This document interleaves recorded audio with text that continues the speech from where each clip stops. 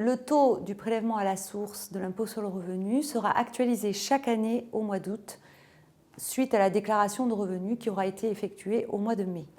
Donc le nouveau taux s'appliquera du 1er septembre au 31 août de l'année suivante.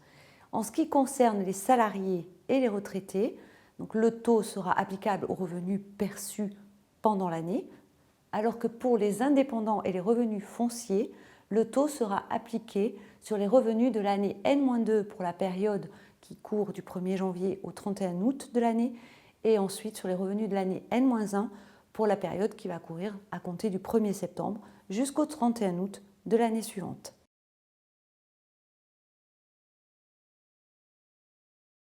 Le taux pourra également être modulé à la demande du contribuable. Donc, pour cela, comme ce sera sous sa responsabilité, il faudra qu'il effectue, s'il anticipe une hausse de son revenu ou une baisse de son revenu, une estimation sur le site impôts.gouv. Cette modulation, à la baisse notamment, ne pourra être sollicitée que si le montant de l'impôt estimé est inférieur de 10% au montant de l'impôt recouvré sur la base du taux de prélèvement à la source de droit commun. Et il faudra être vigilant parce que, effectivement, des pénalités seront appliquées aux contribuables si la marge d'erreur excède 10%. Ce qu'il est important de préciser, c'est que ce taux ne pourra pas être modulé pour prendre en compte les réductions et crédits d'impôt. Il ne pourra être modulé que si on anticipe donc une baisse ou une hausse du revenu.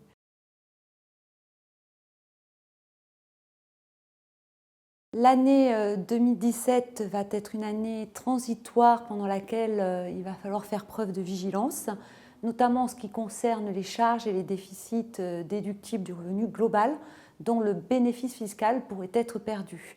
Alors il s'agit des dépenses au titre de pension alimentaire, prestations compensatoires, versements sur un PERP, versement sur un contrat Madelin, retraite supplémentaire obligatoire dans une entreprise ou même les déficits professionnels. Donc, il faudrait que les contribuables soient bien accompagnés afin de ne pas perdre l'effet de ces charges.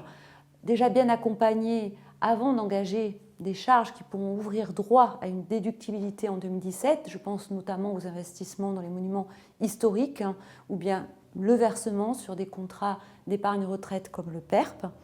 Mais il faudra également que les contribuables se fassent conseiller lorsque, par exemple, ils ont réalisé une plus-value de cession de valeur mobilière en 2016 qui leur permet de bénéficier d'une CSG déductible sur le revenu 2017 parce que l'effet de cette CSG déductible pourrait être perdu s'ils ne dégagent pas un revenu exceptionnel qui puisse permettre d'absorber cette charge.